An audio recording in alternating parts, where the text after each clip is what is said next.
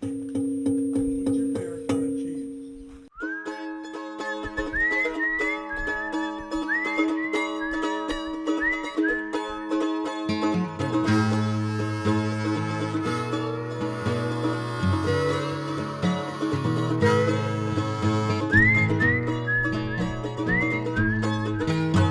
So we have it with crackers, we enjoy it on pizza. Mary, what exactly is cheese? It's milk's leap into immortality. It's preserving the perfect food. And milk has all the nutrition you need to stay alive. And cheese is a way of keeping it that way. And when you make cheese, you're controlling the situation.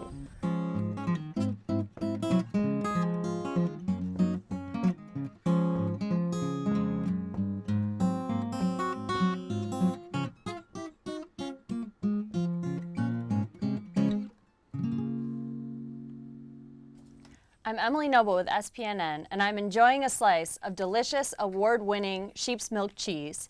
It was cave-aged. The flavors are amazing. They're dense and blooming and continuing to bloom as I'm talking to you right now. Where did I get it, you ask? I'm in the Trade Lake area of northern Wisconsin at the Love Tree Farm, and I'm sitting here with Mary Falk, who's going to show us how to make this cheese today. Mary, what goes into this delicious cheese? Well, that's the Trade Lake cedar. It's all sheep's milk. And the sheep are grazing on wildflowers, older grasses that are very herbal, a combination of anything out there that they can find that is northern Wisconsin. And it brings together the pollens, the molds, the yeast in the air, all together to explode in your mouth like you said it was doing. Well, we're so lucky to have you at the St. Paul Farmers Market every weekend, and I can't wait to learn how to make this cheese. Well, if you really want to learn, let's get going.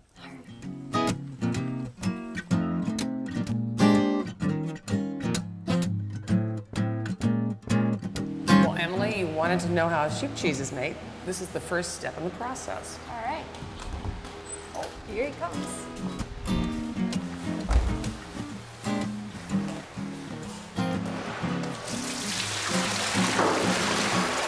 We store the milk in these 5-gallon bags in ice water. That's super, super cold, about 29 degrees. It's like a beautiful, creamy white sea. It is. Almost an ivory color, very buttery looking. Sheep's milk is the Rolls Royce of all milks.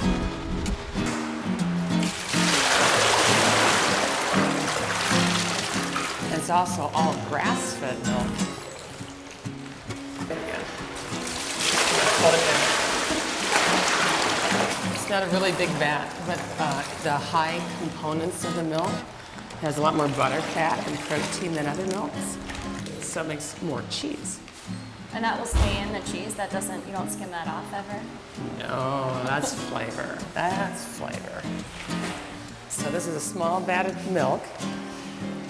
And now what we have to do is just heat it up to the ambient temperature that I use and add the starter culture, and then we have a weight. What do you use as a starter culture? The whey from the previous batch of cheese. You get more floral flavors, and now the flavors are, I'm really happy with the flavors. It's like, yes, I knew those flavors were in there. I just knew they were there, so now they're coming out. So.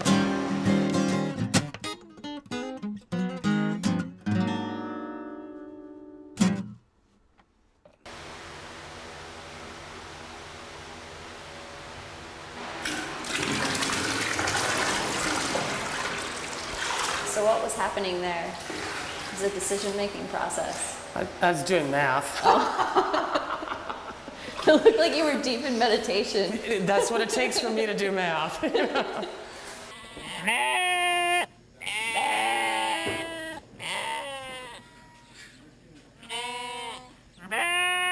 Wisconsin was known as a dairy state because we have grass here that nobody else can grow. With irrigation, we have growing randomly in our roadside ditches. We have amazing grass, which makes great milk when the cows are grazing, and it turns the milk this really deep golden color, almost an orange, especially the Jerseys.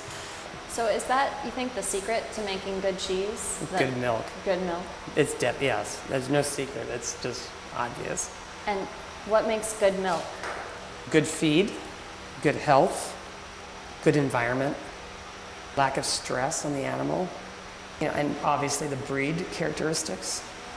But you can have a really good breed of animal, but if you're not taking care of it, you're not going to get good milk. We usually do a figure-8 pattern when we stir,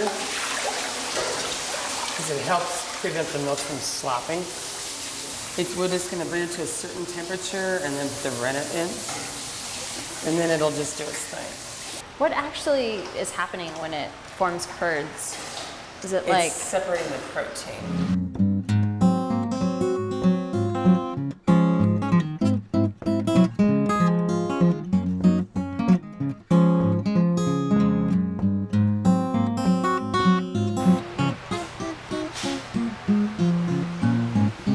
And you're going to put your finger like this, shove it in, and then point up towards you. Bring your finger up towards your face. There you go. Test the curd. oh, it's like Like, gelled all the way through. yeah, just silky custard.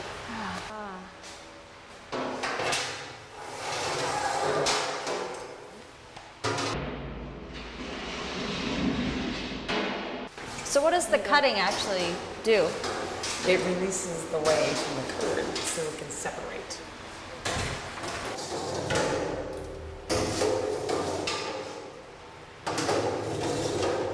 We're going to wait for the curd to heal, and that'll be about between 5 and 10 minutes. Okay, we've waited for the curd to heal. I want to show you what it's doing. There's a little fine membrane has formed along the edge, here and here. And if you look close, it looks like the lining of an eggshell liner, and that's going to help cheese get through the cook and not fall apart. That's what healing does for the curd.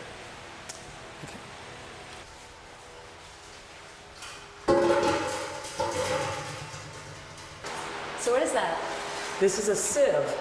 It's going to allow for the whey to escape from the vat without losing the curds. Put your hands in here and just run it onto the bottom and lift up the curd. Oh wow.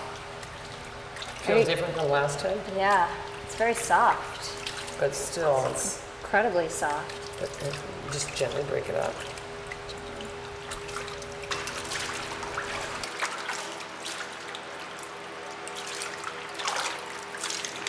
This is called the press. The press? This is the press. And then look for big lumps. Okay. The cheese, like here, look for the cheese settling like that. You want to just gently break that up. Okay. And we're going to stack them in there. Or just stack. How full? Yeah, add just as full as you can. But don't press it. Okay. Just, you're going to let the weight of the cheese curd press it. I see. And the more fluid that goes through there, the better.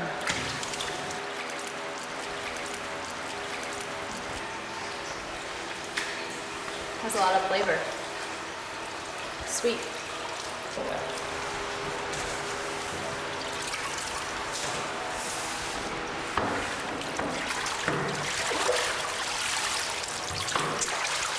Guess what batch number this is that you're helping with?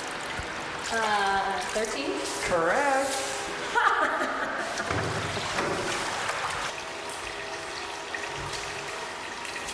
So just the weight of the cheese itself presses it down? Yes.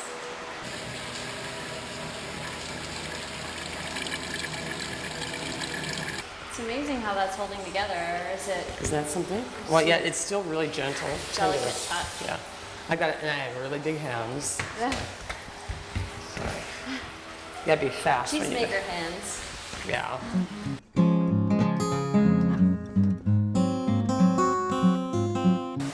Okay, Emily, so we've made the cheese, formed it into curds, put it in its form, and now we're flipping it out because we have to salt the cheese. Is that salt gonna get in there? Or? You bet. This is dry salting. It creates the finest rind on cheeses. Best way to salt a cheese. It just. The world diffuses. wants to come into balance, and when we put salt on the cheese goes, oh, I gotta get my extra moisture out of me. because it wants to balance the calcium and everything with what the salt is and all this other stuff. And so the end result is that it pulls the whey, any extra whey, out of the cheese. So the And- salt goes in and the moisture comes out. Exactly, but when it does that, the outer cells of the cheese shrink as the whey pulls out, and that creates the rind of the cheese. So you can't really get a good rind without salting the cheese. The drier the cheese, the easier it is to age out for a longer period of time.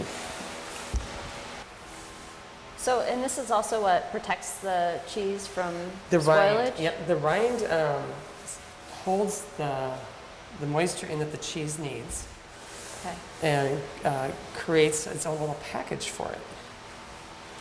And protects it from many things.